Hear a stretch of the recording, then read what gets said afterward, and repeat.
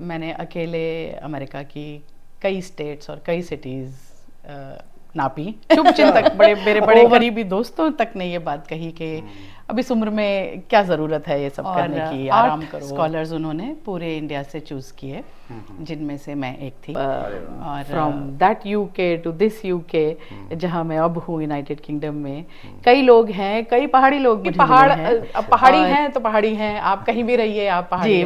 मैं 20 साल की उम्र में ग्रेजुएट हो गई थी और उसके बाद 50 साल की उम्र में मैंने पोस्ट ग्रेजुएशन, तो 30 साल के में उम्र के कोई ऐसे मायने या कोई डेफिनेशन नहीं है। आप बड़ी उम्र के लोग पढ़ाई करते हैं और बड़ी उम्र के लोग काम करते हैं। मेरे बच्चे उस उम्र के थे जिस उम्र के बच्चे वहाँ मेरे साथ थे यूके में, इंग्लैंड लेकिन में। जिस चीज़ ने बहुत ज़्यादा प्रभावित किया वो यही है कि आपका वर्क लाइफ बैलेंस बहुत कायदे का है। आपको अगर 8 घंटे काम करना है ऑफिस में, तो उसके बाद कोई आपसे किसी भी किस्म का 5 मिनट का भी एक्स्ट्रा काम करने के लिए, रुकने के लिए कोई नहीं कहेगा। मम्मी पढ़ने गई तो बच्चों का क्या रिएक्शन था? मम्मी नहीं, बच्चों को बहुत गर्व था इस बात का। मेरे पिताजी पिथौरागढ़ के कुनलता गांव से हैं। बहुत ऊंचाई पे गांव है और नीचे कहीं बस जाया करती थी और उसके ऊपर हम लोग कई मील पैदल चल के जाते थे। छोटे अल्मोड़ा की बाल मिठाई खाए बगैर कभी उस जगह से गुजरे नहीं, नैनीताल से लौटे कैसे नहीं। मैनेज किया अपने परिवार, अभी भी करियर, ये सब चीजें कैसे मैनेज? लेकिन जब कुछ करने की ललक हो तो फिर इंसान रास्ते अपने लिए खोज ही लेता है। वहाँ आपकी उम्र, आपका लिबास, आप कैसे दिखते हैं, आपने क्या पहना है या क्या खाते हैं, क्या बोली बोलते हैं, इन सब बातों का कोई मायने नहीं कि ठीक है अगर आज आपने 2 घंटा एक्स्ट्रा काम किया है तो कल आप 2 घंटे कम काम कीजिए। अच्छा। या कल घर से काम कीजिए या इस तरीके की सुविधाएं हैं। जैसा मैंने बहुत बड़ा फर्क मैं आपसे कहना चाहूँगी मनु, वो ये है कि आप वहाँ बहुत काम रहते हैं। अगर अपने सपने पूरे करने के लिए अपनी उम्र न देखें, अपने डील डॉल न देखें और मेरी तरफ से खुला निमंत्रण है, मैं जो भी कर सकती हूँ किसी के लिए भी, अपने पहाड़ में किसी के लिए, प्लेन्स में रहने वाले पहाड़ियों के लिए,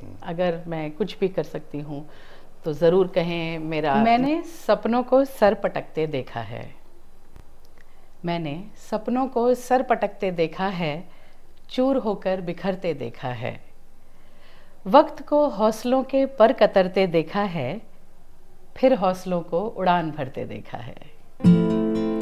जो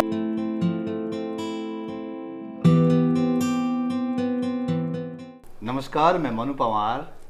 कई बार इंसान जब अपनी औसत उम्र के आधे में पहुंच जाता है या उम्र की ढलान पर पहुंच जाता है तो वो दार्शनिक अंदाज में हो जाता है, वो दर्शन से ज़्यादा प्रिय हो जाता है। बहुत कम लोग होते हैं कि जो औसत उम्र के आधे में आकर जीवन के नए मानी खोजते हैं, नए अर्थ खोजते हैं, नए तरीके खोजते हैं उसे संवारने के, उस जीवन को संवारने के। आज मैं जिनसे आपकी मुलाकात कराने जा रहा हूँ, उन्होंने भी उम्र के एक आधे पे आकर, लगभग आधे पे आकर एक नई मिसाल कायम की है। और उनका ताल्लुक़, सबसे अहम बात यह है कि उनका ताल्लुक़ हमारे उत्तराखंड के पहाड़ से हैं और अब उनका ठिकाना है ब्रिटेन। वो वहाँ पे काम कर रही हैं, यूरोप घूम रही हैं। उनसे बातचीत इसलिए भी मेरी दिलचस्पी है उनसे बातचीत में, क्योंकि उनकी जो अपनी यात्रा है, जो उनकी अपनी जर्नी है, वो बड़ी प्रेरणादायक है। तो मेरे साथ भावना जी हैं, जिनका ताल्लुक़ उत्तराखंड के पिथौरागढ़ ज़िले से हैं और तब वो भावना पंत हुआ करती थी। भावना जी, बहुत स्वागत आपका, बहुत धन्यवाद समय निकालने के लिए। थैंक यू मनु, मुझे बुलाने के लिए, मुझसे बात करने के लिए थैंक यू। आगे बढ़ने से पहले मैं भावना जी के बारे में बता दूं, ये ब्रिटिश काउंसिल इंडिया के आर्ट एडवोकेसी प्रोग्राम की ब्रांड एम्बेसडर रह चुकी हैं। ब्रिटेन में नॉर्थ एक्स नाम का जो ऑर्गेनाइजेशन है वहाँ प्रोजेक्ट मैनेजर हैं और आज जो है वो ब्रिटेन के बर्मिंघम शहर में रहती हैं और छुट्टियों में इंडिया आई हुई हैं। भावना जी बहुत अच्छी कवियत्री हैं, नरेशन करती हैं, मतलब उनकी जो कहानियाँ कविताएं उनको आवाज़ देती रही हैं। भावना जी वर्षों से मीडिया से जुड़ी रही हैं और उन्होंने कुछ साल पहले दिल्ली एनसीआर में जो आर्टिस्ट हैं उनको एक मंच दिया, आर्टिस्ट अड्डा एक ऑर्गेनाइजेशन बनाया। तो एक जुटान जो है उन्होंने अपने घर पे और कई जगह पे आर्टिस्टों का लगाया, और संयोग से मैं भी उससे जुड़ा। तो भावना जी, कुछ मैं कम तो नहीं भूल गया? कुछ छूट तो नहीं गया इसमें, मतलब मेरा कहने का मतलब है। नहीं, आपने काफी कुछ कह दिया। काफी कुछ कह दिया। अच्छा। काफी कुछ कह दिया। तो मैं पहाड़ से लेके ब्रिटेन तक की ये जर्नी, पहले तो ये बताइए कि अभी आप ब्रिटेन में क्या कर रही हैं और कैसे वहां पहुंची? पहले तो ये बताइए कैसे पहुंची और वहां पे क्या कर रही हैं? जैसा आपने अपनी इंट्रोडक्शन में कहा मनु, अपनी उम्र के आधे में आकर, अगर कहा जाए उसे, अगर आप 100 साल की किसी की उम्र मानते हैं, तो 50वें साल में, गोल्डन ईयर में मुझे ये मौका मिला, ये अवसर मिला। ब्रिटिश काउंसिल की तरफ से एक इंडिया वाइड स्कॉलरशिप निकाली गई, वन ऑफ इट्स काइंड, जो उसके पहले कभी नहीं थी और उसके बाद दोबारा नहीं हुई, जिसमें अब वही अपने मुंह मियाँ मिट्ठू बनने वाली बात है, पर 2.5 लाख से ऊपर एप्लीकेशंस आई, एप्लीकेंट्स ने अप्लाई किया था, और 8 स्कॉलर्स उन्होंने पूरे इंडिया से चूज़ किए, जिनमें से मैं एक थी। और मुझे बिल्कुल उम्मीद नहीं थी, पर फिर थोड़ी सी हिम्मत दिखाई, पूरी एप्लीकेशन भरी, 2-3 प्रोसेस थे, उसके पैनल डिस्कशंस थे, और उन सब के बीच, उतने लोगों के बीच मुझे ये मौका, ये अवसर मिला। तो मैं 1 साल के लिए वहाँ पढ़ने गई थी, और अच्छा। मेरा इरादा केवल यही था कि मैं पढ़ाई करूँगी, और जैसा आपने कहा, आर्ट्स एंड प्रोजेक्ट मैनेजमेंट का मास्टर्स का कोर्स था, और वो बहुत कुछ थियोरी में वही सब सिखा रहे थे जो मैं प्रैक्टिकली यहाँ आर्टिस्ट अड्डा में कर रही थी।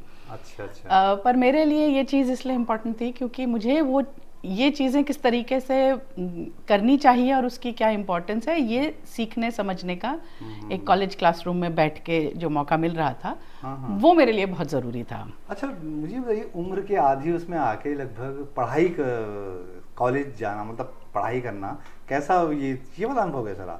क्योंकि आप तो पढ़ाई कई छूटे, तो कई टाइम गुजर गया था आपको। जी, मैं 20 साल की उम्र में ग्रेजुएट हो गई थी, और उसके बाद 50 साल की उम्र में मैंने पोस्ट ग्रेजुएशन, तो 30 साल के बाद, ऑलमोस्ट 3 दशक के बाद मैं दोबारा यूनिवर्सिटी में मैंने प्रवेश लिया। मुझे आई कार्ड मिला, मुझे बस पास में छूट मिली, मुझे स्टूडेंट के और जितने डिस्काउंट और जितने वो सब प्रोसेस होते हैं, वो सब ये यूके में, बर्मिंघम में, मैंने बर्मिंघम सिटी यूनिवर्सिटी से 1 साल का ये मास्टर्स का कोर्स किया।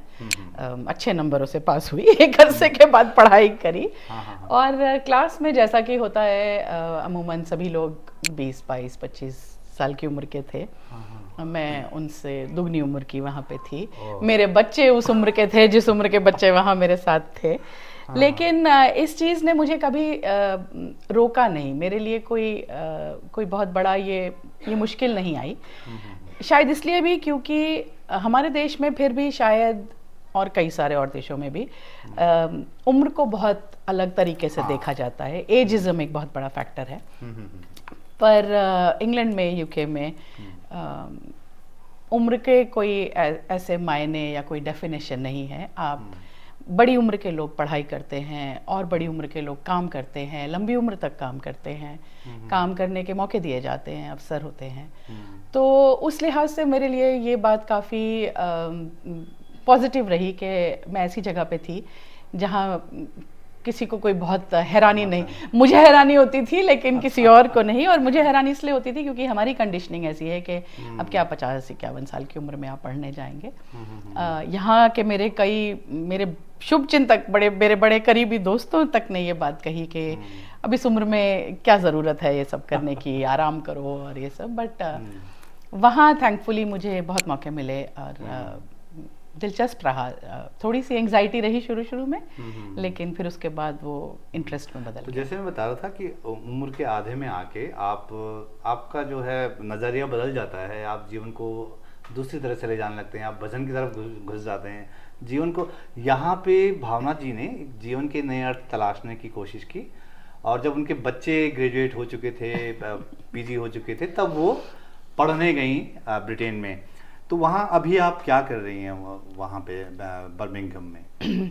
तो ये भी एक बड़ी दिलचस्प कहानी है, क्योंकि मैंने, आप जैसे जानते हैं, आपने बताया भी, मेरा पूरा जीवन मेन स्ट्रीम मीडिया में गुजरा। मेरा ऑलमोस्ट 30 साल का एक्सपीरियंस है न्यूज़ चैनल में, एंटरटेनमेंट चैनल में, फिल्मी चैनल में, प्रोडक्शन में, इस तरीके के मैंने बहुत काम किए। और फिर जब मैं इन सब से हट रही थी तो मैं थोड़ा सा आर्ट और कल्चर की तरफ, हेरिटेज की तरफ बढ़ी। और आर्टिस्ट अड्डा को शुरू करने का मेरा मकसद यही था कि हम आर्टिस्ट के लिए एक प्लेटफॉर्म तैयार करें। और ये जो पढ़ने की भी अपॉर्चुनिटी मुझे यूके में मिली, वो उसी दिशा में मेरा एक और कदम था। लेकिन वहाँ पे जाने के बाद मुझे इस फील्ड में डायरेक्टली काम करने का कोई मौका नहीं मिल पाया।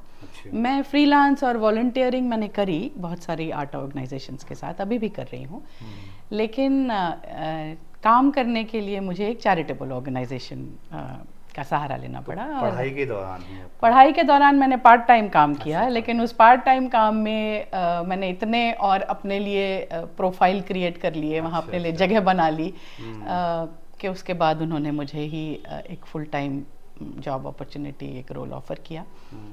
तो फिलहाल मैंने मेरा करियर बिल्कुल एक नई दिशा में, मैंने थर्ड सेक्टर जिसे कहा जाता है, नॉट फॉर प्रॉफिट ऑर्गेनाइजेशंस की तरफ। तो आज मैं नार्थएक्स के नाम से एक बहुत पुरानी संस्था है बर्मिंघम में, 21 साल पुरानी संस्था है। और हम लोग डेस्टिट्यूट टू डेवलपमेंट चैरिटी के नाम से जाने जाते हैं। हम लोग लोगों की जिस तरह से भी हो सके मदद करने की कोशिश करते हैं। एक क्रिश्चियन ऑर्गेनाइजेशन है, चर्च में ऑफिस है। और जहाँ ऑफिस है वो एरिया, वो जो पूरा एरिया है, वहाँ साउथ एशियंस बहुत हैं। तो आसपास बाहर निकलिए तो पाकिस्तान से, बांग्लादेश से, इंडिया से, और भी कई जगहों से लोग हैं जो वहाँ आसपास आपको मिलेंगे। तो कई बार लगता नहीं है कि हिंदुस्तान से बाहर हूँ अपने दिल्ली के आसपास का इलाका ही लगता है। पर नार्थएक्स के लिए मैं फंड रेजिंग का काम कर रही हूँ। मैं सरकारी फंड्स के लिए अप्लाई करती हूँ और फिर उनके लिए उनकी ग्रांट मैनेजमेंट करती हूँ। अच्छा, तो जब आप ब्रिटेन जा रही थी, वहाँ गई, तो मतलब मम्मी पढ़ने गई तो बच्चों का क्या रिएक्शन था? मम्मी अच्छा। नहीं, बच्चों को बहुत गर्व था इस बात का। दोनों बेटे मेरे, उनके लिए बहुत बड़ी बात थी कि अब माँ का नंबर आया है। मैंने दोनों बच्चों को पढ़ाया, अपने अपने काम में वो दोनों लग गए। दोनों बच्चों ने यूके से मास्टर्स किया। अच्छा। और मैंने भी यूके से मास्टर्स किया, तो ये एक परिवार कह सकते हैं आप, यूके रिटर्न परिवार। और वो लोग लौट के आ गए और उनको इंडिया में हमारे देश में काम करने का मौका मिला, अवसर मिला। वो दोनों काम कर रहे हैं यहाँ पर, और मैं वहाँ रुक गई हूँ और अभी कुछ साल और वहाँ रहने का इरादा है। तो भावना जी, आपकी एक लाइफ का एक बड़ा हिस्सा इधर गुजरा है। मैं ये जानना चाह रहा था कि आपका मूल जो है वो उत्तराखंड के पिथौरागढ़ में है, पहाड़ में है। तो फैमिली वहाँ से दिल्ली कैसे मूव की, कैसे आया, क्या थोड़ा बैकग्राउंड बताए, सिलसिलेवार तरीके से थोड़ा। मेरे पिताजी पिथौरागढ़ के कुनलता गांव से हैं। बहुत ऊंचाई पे गांव है और नीचे कहीं बस जाया करती थी और उसके ऊपर हम लोग कई मील पैदल चल के जाते थे, छोटे छोटे से थे। मेरे दादाजी, मेरे पापा बहुत कम उम्र के थे जब मेरे दादाजी का देहांत हो गया था। तो दादी ने 5 बच्चों की परवरिश की। और धीरे धीरे जैसा पहाड़ में होता है कि पढ़ने लिखने के मौके क्योंकि कम होते हैं तो बच्चे प्लेन्स की तरफ आते हैं। तो मेरे सबसे बड़े ताऊजी हरिद्वार में रहे, मेरे बीच वाले ताऊजी रामपुर में रहे, और पापा इलाहाबाद यूनिवर्सिटी से पढ़ने के बाद दिल्ली में एक सरकारी स्कूल में हिंदी के टीचर की उन्होंने नौकरी की। मेरी माँ भी चिड़गल एक जगह है, वहाँ की पंत थी। अच्छा। मेरे पापा कुनलता के पंत थे। जनरली पंत आपस में शायद नहीं घरों में शादियां होती हैं, बट आई थिंक इन लोगों का कुछ रहा तो गोत्र वोत्र का नहीं दिक्कत आई। तो मेरी माँ भी पढ़ी इलाहाबाद यूनिवर्सिटी से थी और फिर दिल्ली में वो इंग्लिश की टीचर थी। अच्छा। तो दोनों बराबर के पढ़े लिखे लोग थे और दोनों ने दिल्ली में ही अपनी सरकारी नौकरी से अपने जीवन की शुरुआत की। तो हम मेरी पैदाइश दिल्ली की ही है, मैं मेरा सारा बचपन यहीं बीता, मेरी स्कूलिंग यहीं है, मेरा कॉलेज, शादी यहीं हुई, बच्चे यहीं हुए, सब यहीं हैं। लेकिन क्योंकि पहाड़ अब पहाड़ी हैं तो पहाड़ी हैं, आप कहीं भी रहिए आप पहाड़ी रहते हैं। गर्मियों की छुट्टियों के 2 महीने नैनीताल में बीतते थे, जहाँ हमारे और परिवार के लोग रहते थे, और पिथौरागढ़ आना जाना रहता था, काली का मंदिर खूब आना जाना रहता था, घर में कोई बड़ा काम होता था, किसी कज़न की, बहन की, किसी की कोई शादी तय होती थी तो वहाँ एक बलि चढ़ाई जाती थी। तो इस तरीके की जो बहुत पुरानी हमारी रस्में हैं, हमारे रिवाज हैं, वो ऑलमोस्ट सभी किए, बहुतों का हिस्सा बनी। कई बार आने का मौका मिला पहाड़, अल्मोड़ा की बाल मिठाई खाए बगैर कभी उस जगह से गुजरे नहीं, नैनीताल से लौटे नहीं।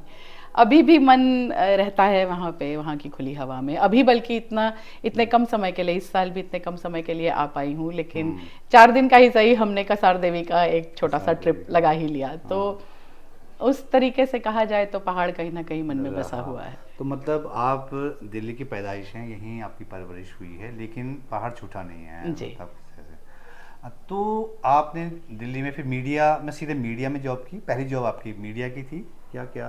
पहली जॉब कहा जाए तो मीडिया से ही थी, क्योंकि राष्ट्रीय सहारा हिंदी न्यूज़पेपर के साथ मैंने शुरुआत की थी एज अ ट्रेनी जर्नलिस्ट। अच्छा। और उस समय राष्ट्रीय सहारा की अंग्रेजी मैगजीन आने वाली थी, और मेरा मन था कि मैं इंग्लिश न्यूज़ की तरफ जाऊं। तो शुरुआत मेरी राष्ट्रीय सहारा के दैनिक समाचार पत्र के साथ हुई, और फिर मैंने इंग्लिश मैगजीन की तरफ रुख किया। फिर बीच में एक छोटा सा ब्रेक लिया, बच्चे हुए तो काम छोड़ा, घर परिवार देखा, संभाला। और उसके बाद सन 2000 में फिर से सहारा टीवी जब लॉन्च हुआ बम्बई में, अच्छा, तब उस समय इत्तफाकन हम बम्बई में थे, तो एंटरटेनमेंट वाला, एंटरटेनमेंट चैनल, उस समय एंटरटेनमेंट चैनल की बहार आ रही थी। तो सहारा टीवी का लॉन्च हुआ मार्च 2000 में। तब से लेकर कोई 4 साल पहले बॉम्बे में, और फिर यहाँ नोएडा में राष्ट्रीय सहारा न्यूज़पेपर के टीवी के साथ, न्यूज़ चैनल के साथ फिर से जुड़ाव रहा। अच्छा, तो ये जो आपका जो एक्सपीरियंस रहा मतलब मनोरंजन चैनल के साथ, वो उसने क्या आपको बदला? कैसे आपको चीज़ें आपको समझ में आई कि हाँ ये चीज़ें दुनिया में ऐसे हो रही हैं, ऐसे हो रही हैं? मतलब क्या क्या सीखा आपने वहाँ पे? क्या स्किल आपकी जो है? मेरे साथ यही रहा है कि मुझे स्कूल कॉलेज में इतना पढ़ने का, सीखने का मौका नहीं मिला जितना मुझे ज़िंदगी में ने सिखाया, और खुद हैंड्स ऑन एक्सपीरियंस जिसे कहते हैं हम लोग, वो मिला। तो जनरल एंटरटेनमेंट चैनल लॉन्च हो रहा था, मुझे उसके बारे में कोई जानकारी नहीं थी, लेकिन हिंदी में पकड़ अच्छी थी, इंग्लिश में पकड़ अच्छी थी, और महाराष्ट्र में बहुत सारे लोग हिंदी में उतने यहाँ थोड़ा सा हाथ तंग रहता है। तो मेरे लिए, मुझे जिस डिपार्टमेंट में रखा गया उसमें ये था कि आप देखिए कि जो हमारे धारावाहिक सीरियल जो रिकॉर्ड होके आ रहे हैं उसमें कोई गड़बड़ तो नहीं है, कोई गलती तो नहीं है, हिंदी सही तरीके से बोली जा रही है, और अगर कुछ टेक्स्ट आ रहा है तो उसकी स्पेलिंग ठीक है, और ये सारी, इससे मेरी शुरुआत हुई। फिर उसके बाद थोड़ा इंटरेस्ट बढ़ता चला गया, कहानियाँ सुनने पढ़ने में मज़ा आने लगा, तो काफ़ी कुछ सीखने मिला, स्टोरी टेलिंग वहाँ से। अच्छा, एक तो ये बड़ी दिलचस्प चीज़ है, जहाँ होता क्या है कि आमतौर पे जब कोई लड़की ब्याह जाती है, उसके बाद उसको दोबारा उस करियर पे वापस लौट पाना थोड़ा बड़ा चैलेंजिंग हो जाता है। आपने ब्याह किया, शादी हुई आपकी, आपके बच्चे हुए, फिर आपने कैसे मैनेज किया वो चीज़ें? कैसे मैनेज किया अपने परिवार, करियर, ये सब चीज़ें कैसे मैनेज की? देखिए, जैसा आपने कहा, दिक्कत आती हैं, दिक्कतें आई, लेकिन जब कुछ करने की ललक हो तो फिर इंसान रास्ते अपने लिए खोज ही लेता है। हमारे केस में न्यूक्लियर परिवार था, सिंगल यूनिट जिसे कहते हैं, तो घर में कोई बड़े बूढ़े नहीं थे जो बच्चों को संभाल सकते। तो दोनों बच्चों के बीच मेरे कुछ 4.25 साल का फ़र्क है। तो बड़े वाले ने स्कूल जाना शुरू कर दिया था, छोटा अभी छोटा ही था। तो ऐसे में जैसे बड़े शहरों में सुविधाएं हैं क्रैश वगैरह की, जहाँ पे बच्चों की देखभाल की जाती है, तो बड़ा दिल पे पत्थर रख के ही सही, लेकिन छोटे वाले को क्रश भेजती थी, पहले बड़े वाले को तैयार करके स्कूल भेजती थी, फिर छोटे वाले को तैयार करके खुद तैयार होके उसे क्रश छोड़ते हुए ऑफिस गए, फिर ऑफिस से ये बात ध्यान में रखी कि दोपहर में जब बच्चे की बड़े वाले की छुट्टी हो रही है तो कोई ना कोई उसे पिक कर ले और फिर ले जाए अपने साथ क्रैश में अच्छा। और खिलाए पिलाए। कभी ऐसा नहीं लगा कि यार मैनेज नहीं हो पा रहा है, कैसे करेंगे? ऐसा लगा, कई बार लगा, कई बार हथियार डाल देने वाली स्थिति आई, मन किया कि बस अब नहीं, और अभी छोटे हैं, अभी इनको देखना ज़रूरी है। लेकिन घर की अपनी जिम्मेदारियां थी और वो भी ज़रूरी थी। और मेरे लिए एक छोटा सा ही सही पर कहीं एक एम्बिशन था कि काम करते रहना है। मेरे लिए इंडिपेंडेंट रहना और अपने लिए काम करना और कम से कम अपनी आय का इंतज़ाम करना बहुत ज़रूरी था। तो हमेशा से वो बात मन में कहीं थी। तो फिर वही होता था कि छुट्टियों में, संडे की छुट्टी है जिस दिन, तो वो फिर पूरी तरह से परिवार को, बच्चों को दिया। कोई बहुत लंबी चौड़ी सोशल लाइफ उस समय नहीं रखी, क्योंकि 6 दिन काम करने के बाद एक दिन मिलता है इतवार का, तो उस दिन मैंने अपने बच्चों के लिए, अपने परिवार के लिए उसको रखा। तो आई, जैसे आप कह रहे हैं, दिक्कतें आई, कई बार लगा, लेकिन फिर बहुत सारे ऑप्शंस थे नहीं, तो काम करना ज़रूरी था। तो आपका ध्येय ये था कि इंडिपेंडेंट जो है रहना है, मतलब मुझे कमाना है, आमदनी करनी है और मतलब जॉब करनी है, कुछ ना कहिए था। ये जब आप बॉम्बे से, आप 4-5 साल बॉम्बे रही, आप बता रही हैं? 8 साल। 8 साल रही बॉम्बे में। तो अच्छा, बॉम्बे में आपने इंटरटेनमेंट चैनल में 8 साल करीब काम किया, उसके बाद आप दिल्ली आई, फिर दिल्ली में न्यूज़ चैनल में जी काम किया। फिर क्या किया, मतलब न्यूज़ चैनल में कितने? न्यूज़ चैनल में रही कोई 3.5 साल करीब। उसके बाद फिर एक और चैनल UTV के नाम से उस समय शुरू हो रहा था नोएडा में, तो उसमें मुझे काम करने का मौका मिला। वो शायद कुछ अलग सा काम था। वो अलग काम था, वो वर्ल्ड मूवीज़ के नाम से एक चैनल था। और अभी तक हिंदुस्तान में, भारत में खासकर, केवल हिंदी या अंग्रेज़ी फिल्मों का चलन था। ये पहली बार ऐसा हुआ था कि वर्ल्ड मूवीज़ के रूप में UTV एंटरटेनमेंट वर्ल्ड ओवर से, पूरी दुनिया से फिल्में लेके आ रहे थे। तो कई भाषाओं की फिल्में हमने एक्वायर करी और उस चैनल पे चलाई। उसमें इंग्लिश सबटाइटल्स के साथ वो चलती थी। ये काम आप लोग करते थे? तो ये काम, मैं प्रोग्रामिंग टीम का हिस्सा थी। तो फिल्में लेने से लेकर फिर उनकी सबटाइटलिंग को देखना और SNP, स्टैंडर्ड्स एंड प्रैक्टिसेस जिसे कहा जाता है, कि क्योंकि सेंसर सर्टिफिकेशन होता है, टीवी पे चलाने के लिए एक अलग तरीके का सर्टिफिकेशन आपको चाहिए। तो ये सारी चीज़ें फिर मुझे सौंपी गई कि मैं देखूं, इन सब चीज़ों का ध्यान रखूं। और मेरे उस करीब 2.25 साल के टेन्योर में एक भी बार हमारे पास किसी किस्म का कोई नोटिस नहीं आया किसी मिनिस्ट्री से, किसी जगह से। जबकि सब तरफ हम देखते थे कि किसी ने कुछ चलाया जो कि टीवी के लिए शायद अप्रोप्रिएट नहीं था, तो एक नोटिस जारी किया गया, फिर कोई कार्यक्रम को हटाया गया, किसी फिल्म को हटाया गया। लेकिन मैं जितने समय वहाँ रही, जितने टाइम हम लोग थे, मुझे इस बात की बड़ी खुशी भी है कि मैंने इतनी ईमानदारी से अपना काम किया। और हम लोगों को कभी भी ऐसा किसी को शिकायत का मौका नहीं दिया हमने। अच्छा, इसी बीच आपने रचना क्रम जारी रखा। आप बहुत अच्छी कविताएं लिखती हैं, बहुत सेंसिबल कविताएं हैं। तो मैं एक झलक, भावना जी प्लीज़, मेरे व्यूअर्स के लिए। कविताएं तो कई लिखी हैं, लेकिन कुछ कविताओं में मेरे अपने जीवन की झलक है।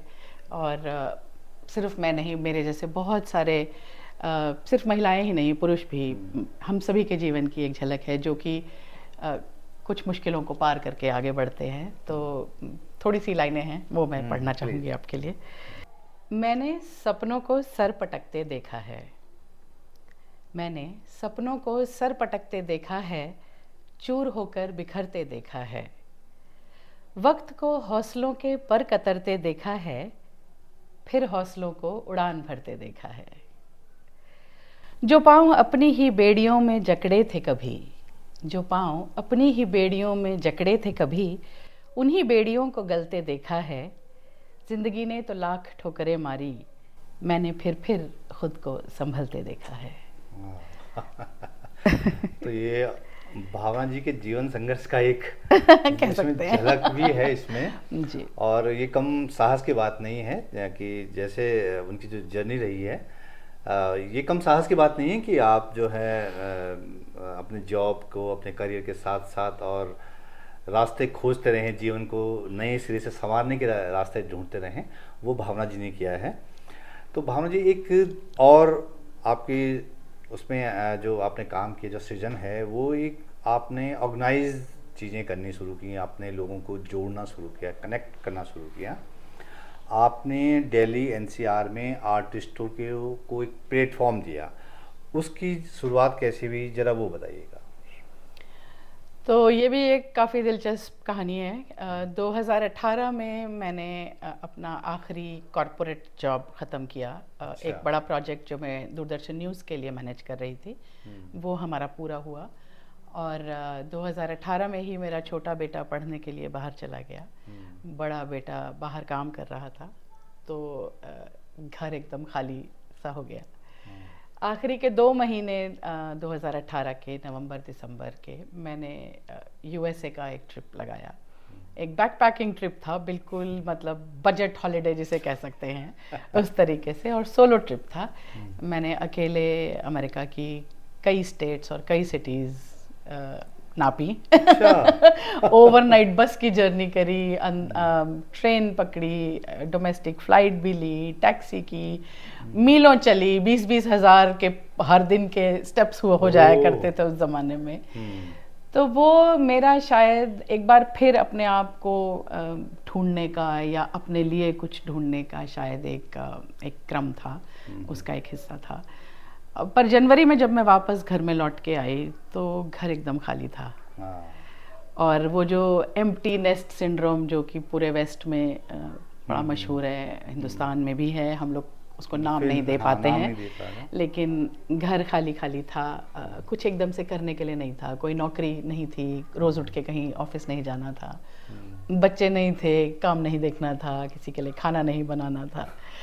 तो वो थोड़ा सा समय मुझे काफ़ी, उस एक छोटे से पीरियड के लिए, उस समय ने मुझे बहुत निराश किया।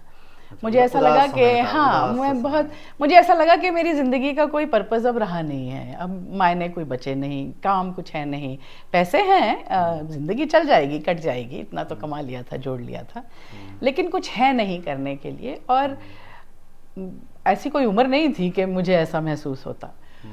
तो वो समय था जब मेरे दिमाग में ये ख्याल आया कि कुछ अनजान लोगों को दोस्त बनाया जाए, परिवार का हिस्सा बनाया जाए, अपनी कम्युनिटी को एक्सटेंड किया जाए। और हम सभी में कोई ना कोई कला, कोई ना कोई प्रतिभा छिपी है। तो कुछ लोग प्रोफेशनली कलाकार होते हैं, कुछ लोग रोजी रोटी कमाने के लिए कुछ और कर रहे होते हैं, पर मन के भीतर कहीं ना कहीं एक कलाकार होता है। आप खुद हैं।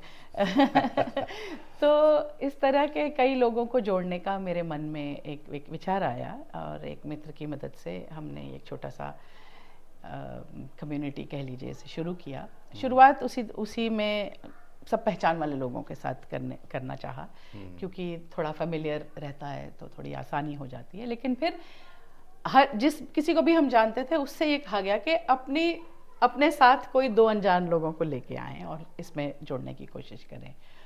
तो उसमें गायक और लिखने वाले और कविता पढ़ने वाले, और आप नाम लीजिए किसी कला का, और उस कला से जुड़े किसी न किसी रूप में कई लोग हमारे साथ आए, हमारे साथ जुड़े। अच्छा खासा हमने एक परिवार जोड़ा।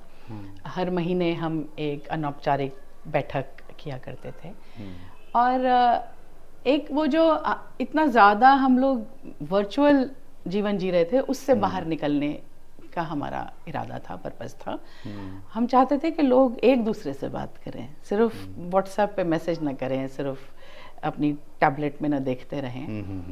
इस चीज़ का मुझे इस बात से भी बड़ा एक एहसास सा हुआ, क्योंकि मैं जिस सोसाइटी में रहती हूँ वहाँ लिफ्ट में 7 मंजिल की इमारतें हैं, और लिफ्ट में जहाँ की नेटवर्क नहीं आता, अगर आपके साथ आपके कोई पड़ोसी खड़े हैं लिफ्ट में, तो वो बजाय आपकी तरफ देख के मुस्कुराने के या आपसे बात करने के अपने उस फोन में देख रहे होंगे जिसमें नेटवर्क नहीं होगा। तो ये चीज़ों से मुझे थोड़ा सा लगता था कि हम कितना एक दूसरे से दूर होते जा रहे हैं।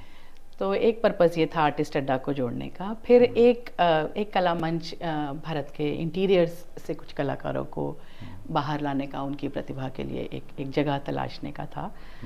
काफ़ी उसके ऊपर काम किया, आगे भी करने का इरादा है। एक सभी इस समय अगर आप समझें तो पिछले कुछ समय से एक छोटा सा ब्रेक उसमें आया हुआ है, क्योंकि मैं खुद यहाँ हूँ नहीं, पर फिर भी मेरी इस छोटी सी पहल से जुड़े बहुत लोग हैं जो आपस में मिलते रहते हैं, इस तरह की बैठकें करते रहते हैं, एक दूसरे से बातचीत करते रहते हैं। और ब्रिटेन में, इंग्लैंड में मेरा अगले साल भर के अंदर फिर से इसको शुरू करने का इरादा है। तो और वहाँ पे न केवल यहाँ तो चलिए, क्योंकि हम सब भारतीय हैं, हम सब एक ही भाषा बोलते हैं, तो हम सब हिंदी में बात किया करते थे। वहाँ पे मेरे पास कई ऐसे कलाकार हैं जो यूरोप के कुछ देशों से आए हुए हैं, स्टूडेंट्स हैं, बड़ी उम्र के लोग हैं, इमिग्रेंट्स हैं, अलग अलग जगहों के आए हुए हैं। तो वहाँ का जो आर्टिस्ट अड्डा का जो मेरे दिमाग में इस समय ख्याल है और जो कल्पना में है, उसमें भाषा की कोई सीमा नहीं होगी। यहाँ कला की कोई सीमा नहीं थी, वहाँ भाषा की कोई सीमा नहीं होगी। तो आप ये समझ लीजिए कि आर्टिस्ट अड्डा को मैं यहाँ से वहाँ लेके जा रही हूँ।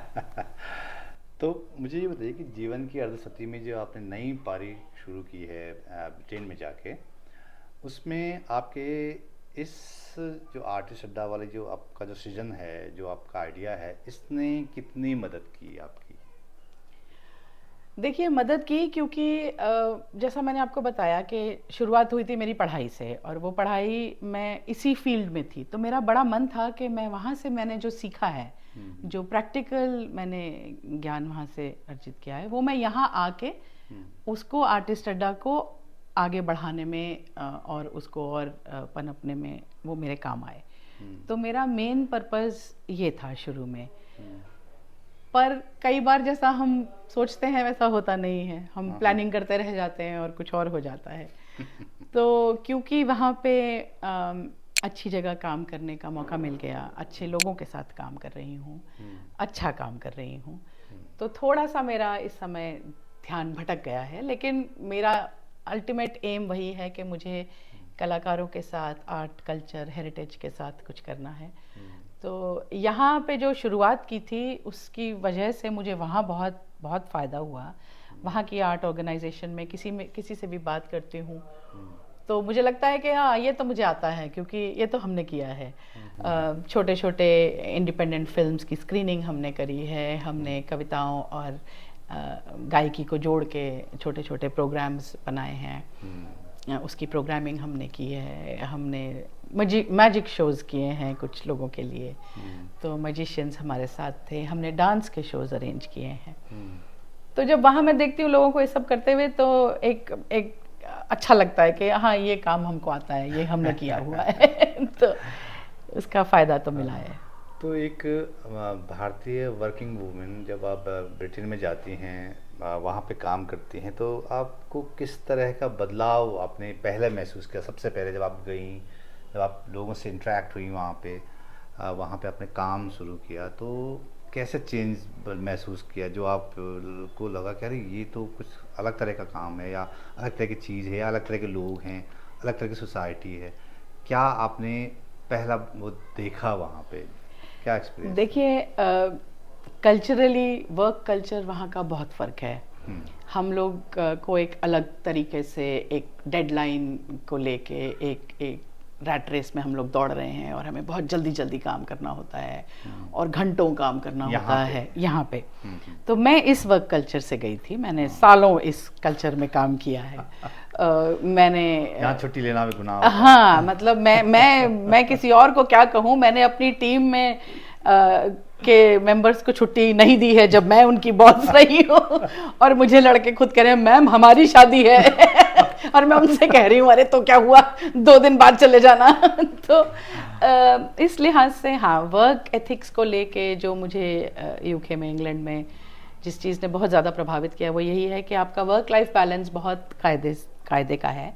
आपको अगर 8 घंटे काम करना है ऑफिस में, तो उसके बाद कोई आपसे किसी भी किस्म का 5 मिनट का भी एक्स्ट्रा काम करने के लिए, रुकने के लिए कोई नहीं कहेगा। अच्छा। आपके लाइन मैनेजर अगर गलती से आपको 5 बजे के बाद या आपके समय के बाद फ़ोन कर देते हैं, तो या तो काट देते हैं तुरंत, या एक बहुत लंबा पहले अपॉलॉजी मैसेज आता है और फिर बात शुरू होती है। तो ये मेरे लिए थोड़ा सा एक तो अलग था, मैंने कभी ऐसा किया नहीं था। और दूसरी बात जो जिसने मुझे बहुत ज़्यादा प्रभावित किया वहाँ वहाँ आपकी उम्र, आपका लिबास, आप कैसे दिखते हैं, आपने क्या पहना है या क्या खाते हैं, क्या बोली बोलते हैं, इन सब बातों का कोई मायना नहीं है। आप काम क्या जानते हैं और आप अपना काम कितनी बखूबी कर सकते हैं, सिर्फ इस बात से आपकी पहचान वहाँ पे होती है। तो मेरे साथ काम करने मेरी ऑर्गेनाइजेशन में जो सबसे बड़ी उम्र के हैं वो इस समय 86 साल के हैं और बहुत शार्प हैं। सब कुछ मतलब हम लोग ढूंढ रहे होते हैं कंप्यूटर पे और वो हमें तुरंत बता देते हैं। उनकी याददाश्त बहुत अच्छी है, उनकी मेमोरी, उनकी टिप्स पे उनके नंबर्स हैं। अच्छा। तो जहाँ मुझे लगता था कि अरे अब इस उम्र में मैं काम कर रही हूँ, मुझसे कम उम्र के बहुत लोग हैं लेकिन मुझसे बड़ी उम्र के भी बहुत लोग हैं। अच्छा। तो ये 2-4 चीज़ें हैं और बहुत सारी चीज़ें हम लोगों को जो एक ना हम इतने रिजिड हो जाते हैं अपना काम करते करते कि हम उससे बाहर नहीं निकलना चाहते हैं। तो कोई भी और जो ऐसा कोई इंसान है जो यहाँ रह के और फिर शायद कहीं और मूव करना चाहे, उनके लिए, मेरे लिए, खुद के लिए भी और उनके लिए भी मेरी यही सलाह होगी कि बहुत सारी अनलर्निंग करनी पड़ती है। सीखना एक बार को आसान है, लेकिन जो सीखा हुआ है उसे छोड़ना, वैसा न करना और फिर नए सिरे से कुछ समझना सीखना। तो यहाँ मैं प्रोजेक्ट मैनेजर के तौर पे 25 लोगों की टीम लीड कर रही थी। तो उनके साथ काम करने का मेरा एक अलग तरीका था। वहाँ मुझे एक नए सिरे से पूरी टीम के साथ कैसे काम करना है वो सीखना पड़ा। पहले जो यहाँ सीखा था उसे भूलना पड़ा और फिर नया सीखना पड़ा, और जो मैं अभी भी सीख रही हूँ। और जिस इंडस्ट्री में आपने यहाँ पे लंबे समय तक काम किया है, मीडिया में, वहाँ 40-45 के आसपास आदमी को रिटायर मान लिया जाता है कि नहीं अब ये किसी काम का नहीं है। लेकिन आप कह रही हैं कि वहाँ ब्रिटेन में मतलब उम्र का कोई मतलब नहीं है, अनुभव और आपने जो काम किया है उसकी। जी। तो आप के लिए ये वाला जो वो था, जो ये जो फेज था कि 50 के बाद भी वहाँ पे लोगों को ऐसा नहीं कहा जा रहा है कि आप मतलब आपने अनसेफ फील नहीं किया कि नहीं यार मेरे जॉब का क्या होगा। और आपको क्या लगा वहाँ की लाइफ में, क्या लगा कि जैसे हम लोग जिस तरह जीवन जी रहे हैं, जैसे कि अगर मैं कहूँ कि मेरी 9 घंटे की शिफ्ट है, अगर मुझे बॉस कहें कि 2 घंटे और रुक जाओ, तो अगर आपको रुकना पड़ता है वहाँ पे जैसे आपकी शिफ्ट के बाद, तो क्या होता है? क्या वो पे करते हैं उसका आपको? जी। तो कई बार ऐसा भी हुआ है कि मुझे कुछ एक्स्ट्रा काम करना पड़ा, क्योंकि मैंने कहा कि एक तो हम लोग यहाँ जिस तरीके से हम हैं इस देश में, हम सब मल्टीटास्कर्स हैं। हमको सिर्फ एक ही काम नहीं आता, हमने 3-4-5 काम और सीख लिए होते हैं उसके आसपास के। तो वहाँ पे बड़ा फोकस्ड है। आपका जो काम है या जो रोल है, आपसे केवल वही करने के लिए कहा जाएगा। तो मेरे केस में क्या होता था, क्योंकि मैं मल्टीटास्क कर रही हूँ, अभी भी हूँ, तो मैं कहती थी और मैं देखती थी कि ये तो मैं कर लूँगी, लेकिन इसके आगे का एक काम है जो करने के लिए हमारे पास कोई है नहीं, और मैं वो करने में सक्षम हूँ, लेकिन वो मेरे रोल का हिस्सा नहीं है। तो मैं खुद सामने से ऑफर करती थी कि मैं ये कर दूँगी या ये मैं कर सकती हूँ, तो मुझे दिया जाए करने के लिए। तो ऐसे में कई बार ऐसा हुआ है कि जब मैंने एक्स्ट्रा आवर्स कुछ काम किए हैं तो पैसे भी मिले हैं। अच्छा। बहुत अप्रिसिएशन मिला है। अच्छा। बहुत ज़्यादा इस बात को मतलब तारीफ़ की जाती है इस बात की कि आपने एक्स्ट्रा समय दिया ऑर्गेनाइजेशन के लिए, अपने काम के लिए। और कई बार उसकी जगह पे छुट्टियां भी मिली हैं। अच्छा। और कम काम करने के लिए कि ठीक है, अगर आज आपने 2 घंटा एक्स्ट्रा काम किया है तो कल आप 2 घंटे कम काम कीजिए। अच्छा। या कल घर से काम कीजिए, या इस तरीके की सुविधाएं हैं। जैसा मैंने बताया कि वर्क लाइफ बैलेंस बहुत मायने रखता है हर ऑर्गेनाइजेशन के लिए। एम्प्लॉयज़ की जो वेल बीइंग है वो बहुत मैटर करती है। तो ये सब चीज़ें वहाँ के हिसाब से उस माहौल, उस वर्क कल्चर के पॉजिटिव्स में गिनी जाएंगी। हाँ, इसी के साथ एक और क्वेश्चन मैं आपसे पूछना चाहता हूँ, उत्सुकता है, क्वेश्चन क्या है जैसे हम लोग यहाँ पे काम करते हुए अनौपचारिक हो जाते हैं अपने सहकर्मी के साथ, अपने कॉलीग के साथ, कुछ भी कह सकते हैं, कुछ भी कह देते हैं, कुछ ताना कर सकते हैं। क्या आपको वहाँ पे सहकर्मी के साथ व्यवहार करने में कुछ ध्यान रखना पड़ता है चीज़ों का, या बहुत आप ऐसी बिंदास टाइप कुछ भी कह? कई तरह के एनवायरनमेंट होते हैं, तो कुछ लोगों के साथ आप कुछ बाउंड्रीज सेट करके रखते हैं, जैसा यहाँ भी है। तो कई लोगों के साथ वहाँ भी थोड़ी बेतकल्लुफ़ी हो जाती है, दोस्ती हो जाती है। अपनी उम्र के हैं, अपने हमारी जैसी ज़िंदगी जी रहे हैं, तो उनके साथ आपका एक इस तरीके की बेतकल्लुफ़ी में कई बार थोड़ी बहुत हंसी मजाक भी चलते हैं।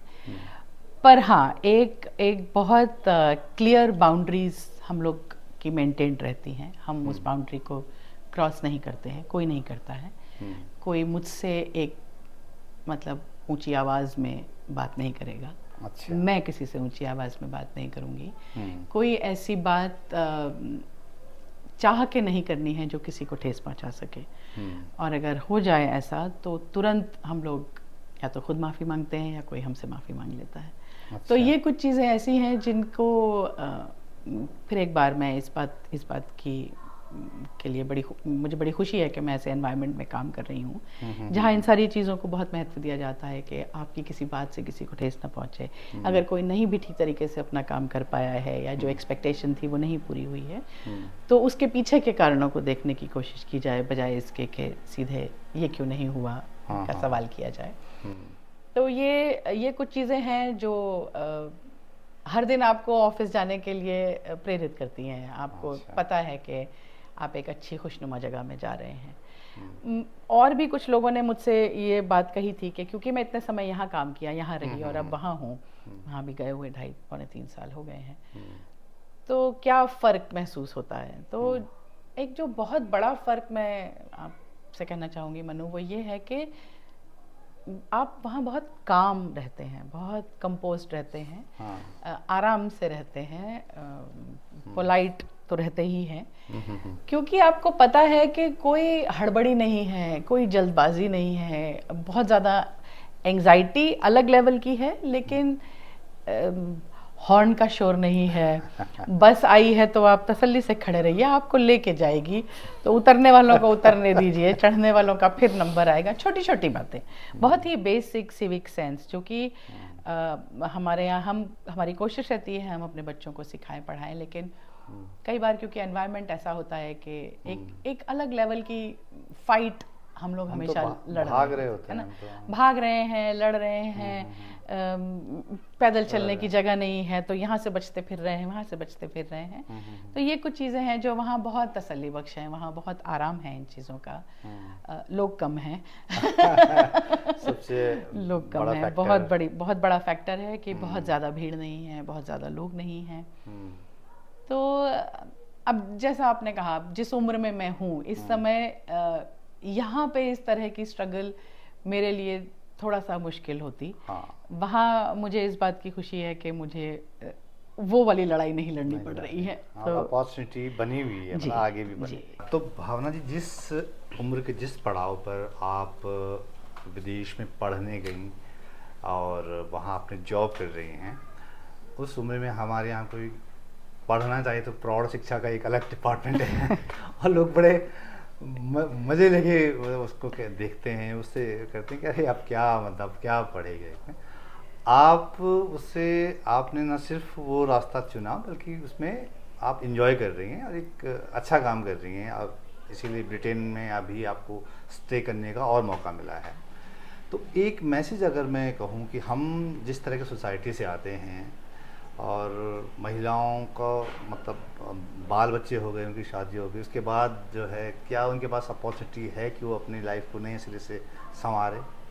आपका अनुभव, अपने अनुभव से बताइए।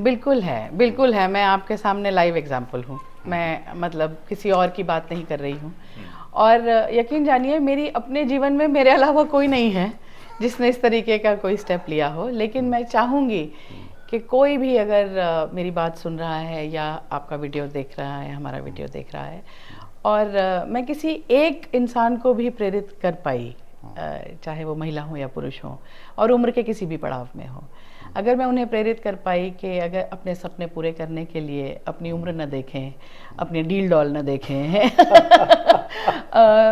और थोड़ी सी हिम्मत करें, थोड़ा हौसला जुटाएं, थोड़ी हिम्मत करें। आगे पढ़ने के लिए बहुत अपॉर्चुनिटीज़ होती हैं, लेकिन हमें अपने, जैसा कि हमने इस बारे में पहले भी चर्चा करी, थोड़ा सा अपने कंफर्ट जोन से बाहर निकलना होगा।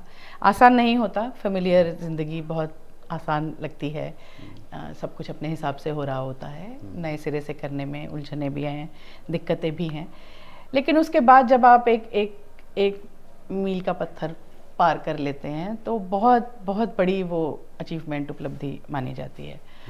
तो ऐसे किसी भी इंसान के लिए अगर मन में ज़रा सी भी ललक है कुछ करने की, और जैसा कि हमारे परिवारों में, भारतीय सामाजिक परिवेश में होता है कि बच्चे बड़े हो जाते हैं तो अचानक, जो मैं अपना बता रही थी कि अचानक फिर औरतें, खासकर माएँ, खाली हो जाती हैं, क्योंकि उन्होंने सारी ज़िंदगी बस यही किया होता है। काम करने वाली औरतें भी ऐसा महसूस करती हैं कि अब कुछ करने को बचा नहीं है। तो ऐसा नहीं है, हमारी जिम्मेदारी पूरी हो गई ना जिम्मेदारी पूरी हो गई, ठीक है, लेकिन अगर अपने आप को समय देने का मौका मिला है तो वो हमें करना चाहिए, हमें वो अवसर को छोड़ना नहीं है। और देखते रहिए, बहुत सारी वेबसाइट्स पे, बहुत सारी जगहों पे, बहुत सारी इंस्टीट्यूट्स स्कॉलरशिप्स ऑफर करते हैं, बल्कि विदेशों में, वेस्टर्न कंट्रीज़ में, वेलफेयर स्टेट्स में, अगर आप एक सर्टन उम्र के पार हैं तो आपके लिए ज़्यादा मौके हैं। अच्छा, कम उम्र के बच्चों के लिए, 19-20 साल के बच्चों के लिए उतने मौके नहीं हैं, क्योंकि बहुत सारे हैं और बड़ा आम बात है, लेकिन बड़ी उम्र के लोगों के लिए, महिलाओं, पुरुषों के लिए अपनी लीग से हट के अगर कुछ करने की इच्छा है तो बहुत अवसर हैं, तो उनको ढूंढने की कोशिश करें और ज़रूर पाएं, मैं तो यही कहूँगी। तो भावना जी, आखिर में मैं अगर ये जानना चाहूँ आपसे कि हमारे वाले यूके यानी उत्तराखंड से अंग्रेज़ों के यूके यानी यूनाइटेड किंगडम तक की जर्नी, भावना पंत से भावना जी तक की जो जर्नी है, उसको आप रैप अप करेंगी, उसे कहीं बताएंगी, हाइलाइट्स उसकी क्या हैं, क्या रही आपकी नज़र में? जैसा मैंने कहा कि पहाड़ में न रहते हुए भी पहाड़ कहीं ना कहीं मन में हमेशा रहा। प्लेन्स में रहे, पले बड़े, पैदाइश यहीं की हुई, लेकिन घर आना जाना रहा। घर कहते हैं आज भी तो पहाड़ ही याद आता है। और अब from that UK to this UK, जहाँ मैं अब हूँ यूनाइटेड किंगडम में, कई लोग हैं, कई पहाड़ी लोग मुझे मिले हैं। अच्छा। और हम लोग बात करते हैं पहाड़ की, कुमाऊँ हो या गढ़वाल। तो ऐसा नहीं है कि अभी भी वो छूटा है कहीं हमसे, एक नए यूके में जाके बस गए हैं, लेकिन अपना उत्तराखंड तो साथ चलता है, तो वो रहेगा, वो मन में रहेगा हमेशा वो जर्नी। और मैं तो चाहूँगी कि और उत्तराखंडी और लोग अगर हमारी तरफ के आ सकें, बाहर आ सकें, तो इससे बढ़िया बात क्या होगी। एक रास्ता आपने दिखा दिया है। बिल्कुल। और मेरी तरफ से खुला निमंत्रण है, मैं जो भी कर सकती हूँ किसी के लिए भी, अपने पहाड़ में किसी के लिए, प्लेन्स में रहने वाले पहाड़ियों के लिए, अगर मैं कुछ भी कर सकती हूँ तो ज़रूर कहें। मेरा नंबर, पता, जो चाहें आप मनु जी से ले सकते हैं। मेरी तरफ से ये एकदम खुला निमंत्रण है। मेरा घर है वहाँ, मेरा काम है वहाँ, मैं कई लोगों को जान गई हूँ, अपना एक छोटा सा नेटवर्क वहाँ भी बनाया है, काम को लेकर, काम से बाहर। तो पढ़ाई के सिलसिले में, काम के सिलसिले में, नौकरी के सिलसिले में अगर मैं किसी के लिए कुछ भी कर पाई मनु, तो आप ज़रूर बताइएगा। बिल्कुल। तो भावना जी, ऐसे मुझे मतलब आप लोगों ने जो बातचीत देखी, सुनी, मुझे लगता है कि बड़ी दिलचस्प बातचीत है। और भावना इस यूके से उस यूके के बीच एक पुल का काम कर रही हैं बल्कि। तो भावना जी ने एक ऑफ़र दे ही दिया है कि जो भी आपको लगता है कि हाँ, उन्होंने एक राह दिखाई है और उन्होंने अपनी तरफ से कहा भी है कि जो भी, जिसकी भी, जैसी भी आपको लगता है कि हाँ कुछ करना चाहते हैं, वो उसमें मदद करेंगी। तो मुझे उम्मीद है कि आपको भावना जी से ये बातचीत पसंद आई होगी। और इसलिए भी ये बातचीत इम्पॉर्टेंट है क्योंकि उनकी जो जर्नी है वो एक नई सीख देती है हम लोगों को, उसमें प्रेरणा की कहानी है, इसलिए ये बातचीत बहुत ज़रूरी थी।